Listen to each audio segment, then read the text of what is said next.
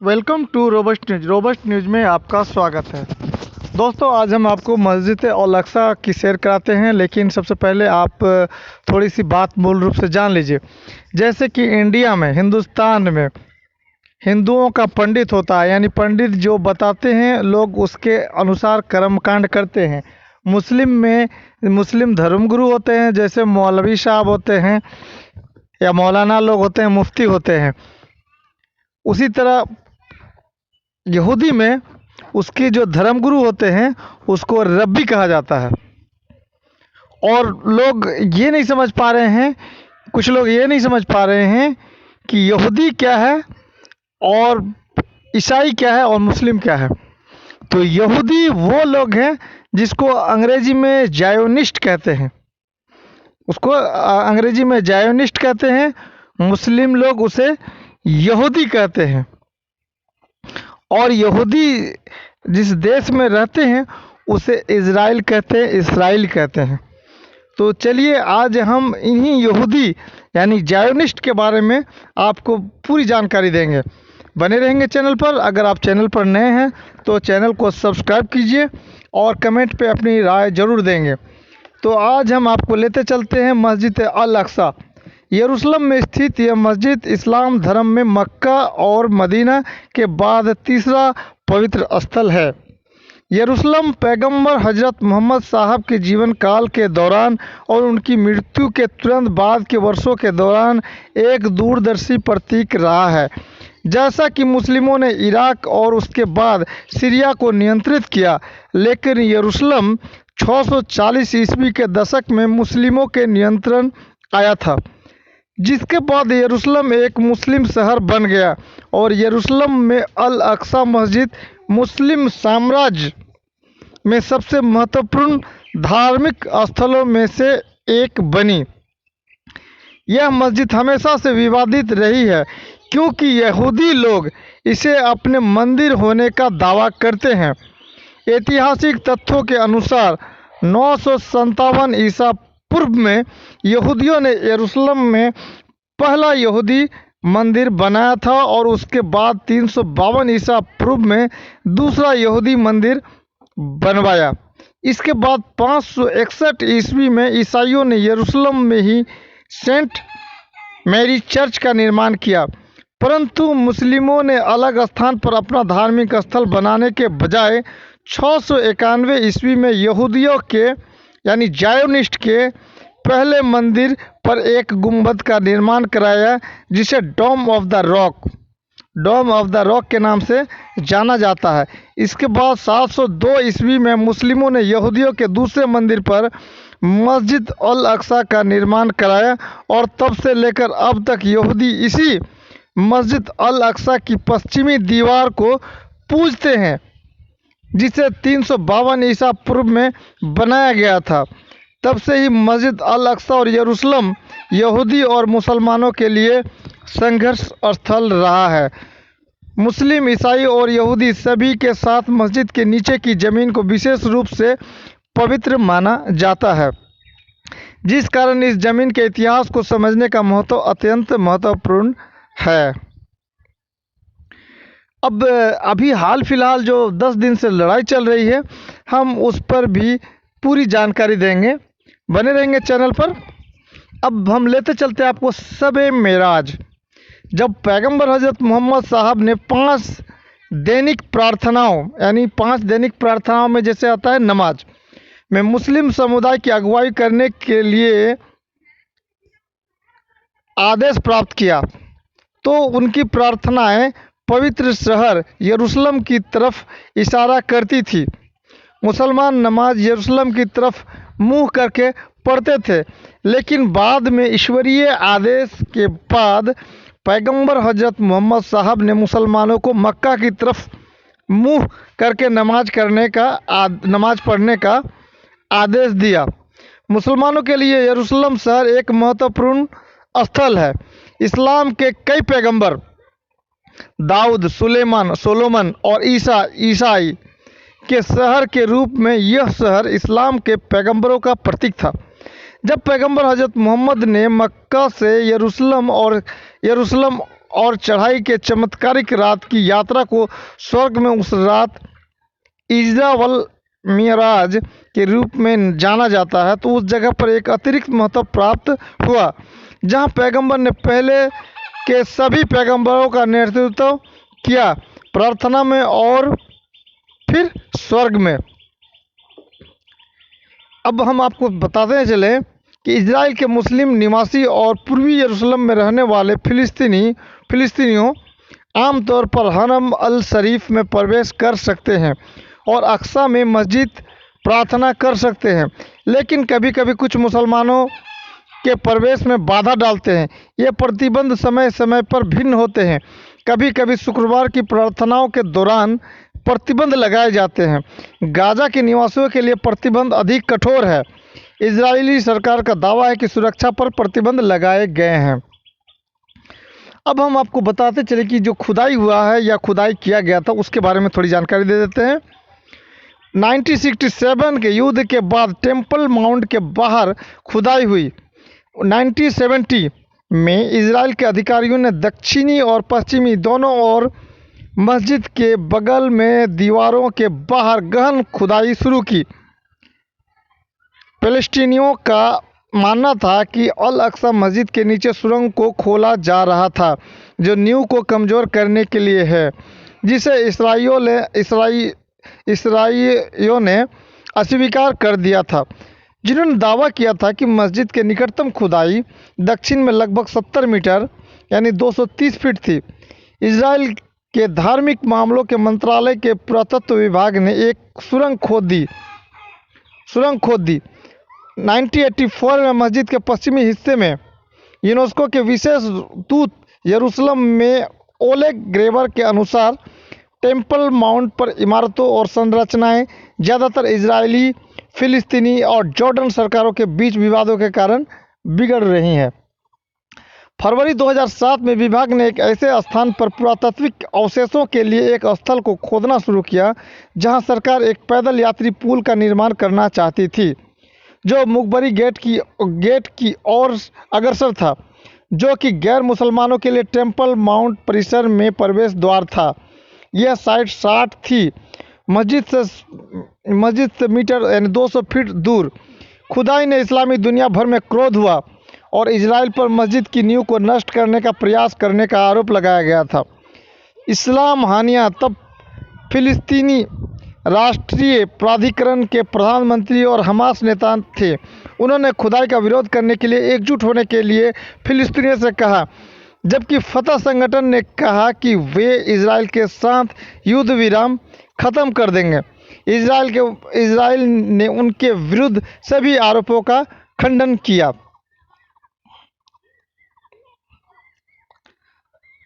अब हम आपको कुछ और भी इसके बारे में जानकारी देंगे, बने रहेंगे चैनल पर। एक है सातवें स्वर्ग की यात्रा। इस्लामी परंपरा के अनुसार 7वीं शताब्दी के दौरान मोहम्मद के नबी बनने के 10 साल बाद नाइट जर्नी हुई। मोहम्मद अपने चचेरे भाई के घर फकीता बिन अबी तालिब के घर में मक्का गए थे। जब वह अल हरम मस्जिद गए थे, जब वह काबा में आराम कर रहे थे, तब जिब्राइल ने उन्हें बुर्का लाते हुए दिखाई, जो मोहम्मद को आर्कंजलस कंपनी में अल मस्जिद अल अक्सा में ले गया। पारंपरिक रूप से यरूशलेम में टेम्पल माउंट होने के लिए आयोजित किया गया। इस स्थान पर वह बुर्राक से उतरा, पवित्र मंदिर बैतुल मक़दिस की साइट पर प्रार्थना की और फिर से घुड़सवार किया, जैसे कि वह जीव 7 आकाशों पर चढ़ गया, जहां वह एडम यानी आदम, यीशु और उसके चचेरे भाई जॉन बैप्टिस्ट से मिला। यूसुफ, हानुक, हारून, मूसा और अब्राहम एक एक करके जब तक वह ईश्वर के सिंहासन पर नहीं पहुंच गया, ईश्वर ने उसे शब्द और निर्देश देने के साथ संवाद किया। सबसे महत्वपूर्ण बात यह कि मुसलमानों को नमाज अदा करने की आज्ञा दी। शुरू में दिन में 50 बार, मूसा के आग्रह पर मोहम्मद अंततः 5 की संख्या को कम करने से पहले कई बार अल्लाह के पास लौटा। अब हम आपको बताते चले कि पश्चिम दीवार उसकी क्या खासियत है और उसके बारे में क्या है जानकारी। पश्चिमी दीवार विभिन्न विद्वानों और लेखकों जैसे इब्न अल फकी, इब्न अब्द रब्बी और अब्द अल गनी अल नबुलसी ने उन स्थानों का सुझाव दिया है जहां बुराक को कहानियों में माना जाता था। ज़्यादातर हरम के दक्षिण पश्चिम कोने के पास के स्थान, हालांकि कई शताब्दियों के लिए पश्चिमी वॉल प्लाजा के दक्षिणी छोर पर दीवार के अंदर पसंदीदा स्थान अल बुराक मस्जिद रहा है। मस्जिद एक प्राचीन मार्ग से ऊपर बैठती है जो एक बार लंबे समय से सील की गई बार्कलेज गेट के माध्यम से निकलती है, जिसका विशाल लिंटेल मगरिबी गेट के नीचे दिखाई देता है। पश्चिमी दीवार से निकटता के कारण दीवार के बगल का क्षेत्र कम से कम 19वीं शताब्दी से बुराक से जुड़ा हुआ है।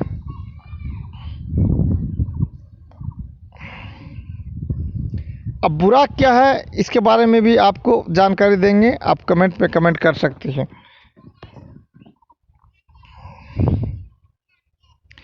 अब उसमें एक है मस्जिद अल किबलातैन। अरबी का 2 शब्द है, अरबी में 2 किबला का मस्जिद यानी मदीना शहर में एक मस्जिद है जो मुसलमानों के लिए ऐतिहासिक रूप से महत्वपूर्ण है, जहां इस्लामिक नबी यानी पैगंबर साहब मोहम्मद को निर्देश मिला था कि प्रार्थना की दिशा यरूशलेम से बदलकर मक्का की ओर कर दी जाए। एक साथी के नेतृत्व में पूरी मंडली ने प्रार्थना की दिशा बदल दी। इस प्रकार इसमें विशिष्ट रूप से 2 मिहराब प्रार्थना के निशान शामिल थे। हाल ही में मस्जिद का जीर्णोद्धार किया गया था। यरूशलेम का सामना करने वाली पुरानी मिहराब को हटा दिया गया और मक्का का सामना करने वाले को छोड़ दिया गया। किबलातैन मस्जिद कुबा मस्जिद और पैगंबर की मस्जिद उन शुरुआती मस्जिदों में एक है जो मोहम्मद के समय से थी, यह मानते हुए कि मक्का की महान मस्जिद और यरूशलेम इस्लामिक विचार में पहले के पैगंबरों से जुड़े हैं।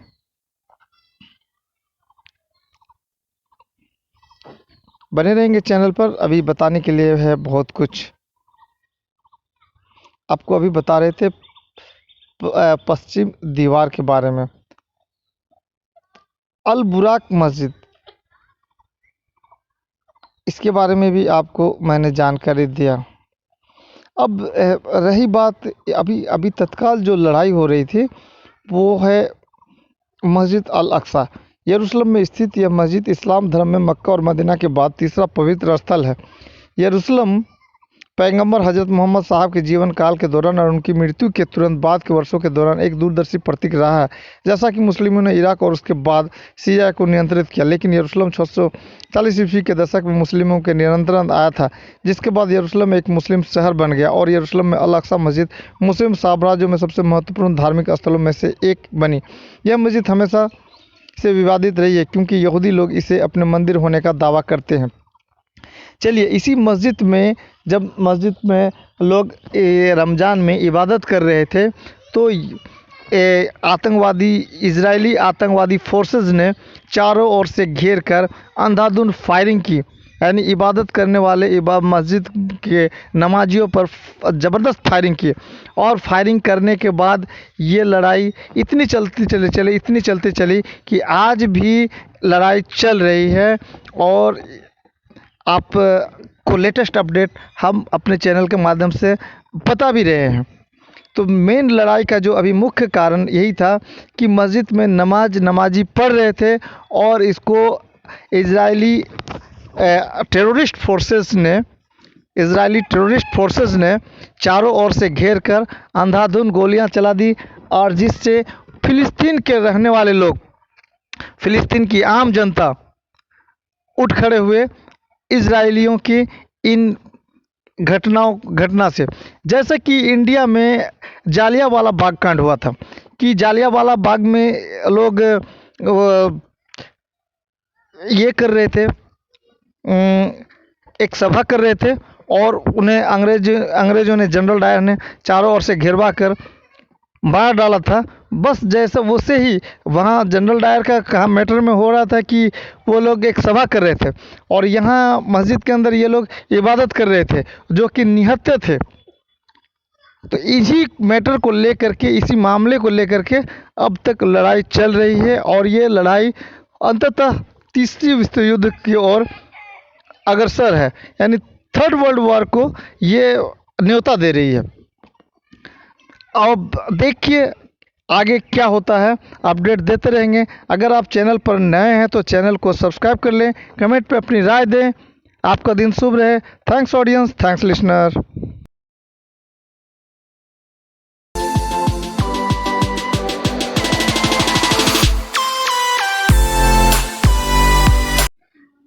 Welcome to robust news. Robust news में आपका स्वागत है। श्रमिक और ड्राइवर आदि पकड़े गए, राहुल गांधी बोले मुझे भी गिरफ्तार करो। चलिए आज हम आपको विस्तार से बता रहे हैं। मोदी जी हमारे बच्चों की वैक्सीन विदेश क्यों भेज दिया? सवाल सिर्फ इतना सा है और परिणाम कितने हैं वो देखिए। दिल्ली पुलिस ने कोविड-19 टीकाकरण अभियान के संबंध में प्रधानमंत्री नरेंद्र मोदी की कथित तौर पर आलोचना वाले पोस्टर लगाने के मामले में 25 लोगों को गिरफ्तार किया गया है, जिनमें पोस्टर, बैनर लगाने वाले, प्रिंटिंग प्रेस चलाने वाले शामिल हैं। इस कदम की आम आदमी पार्टी समेत कांग्रेस के विभिन्न नेताओं ने निंदा की है। कांग्रेस नेताओं ने दिल्ली में कथित तौर पर प्रधानमंत्री की आलोचना वाले पोस्टर लगाने पर कई लोगों के खिलाफ पुलिस द्वारा की गई कार्रवाई की रविवार को निंदा की और सरकार को चुनौती दी कि वह कोविड रोधी टीकों के निर्यात पर सवाल उठाने पर उन्हें भी गिरफ्तार करके दिखाएं। कथित मोदी विरोधी पोस्टर लगाने के आरोप में राष्ट्रीय राजधानी दिल्ली के विभिन्न इलाकों में गिरफ्तार किए 25 लोगों में से अधिकांश छोटे मोटे काम करने वाले दैनिक वेतनभोगी हैं। इनमें ड्राइवर और प्रिंटिंग प्रेस चलाने वाले आदि शामिल हैं। कुछ ऐसे हैं जो पैसे लेकर पोस्टर बैनर लगाने का ही काम करते थे।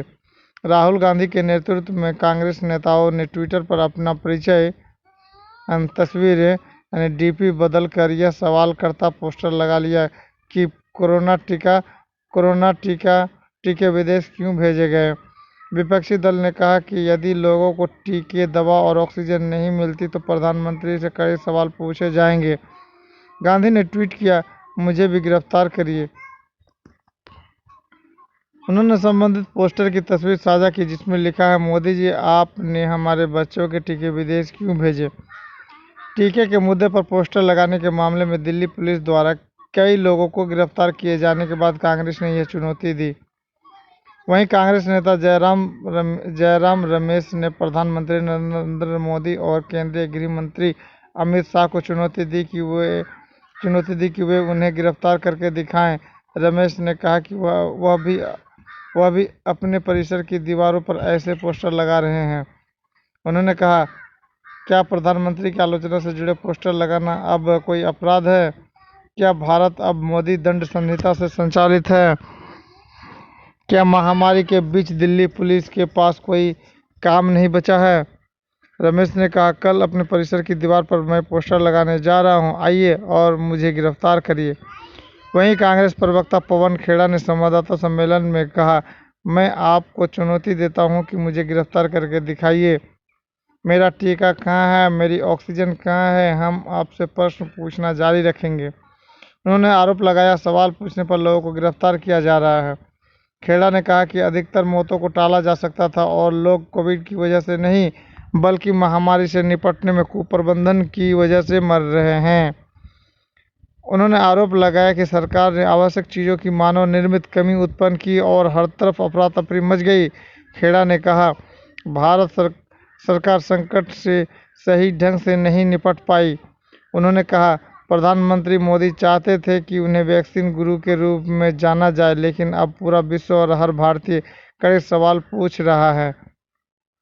खेड़ा ने कहा, आप निर्णय का केंद्रीकरण और दायित्व का विकेंद्रीकरण नहीं कर सकते।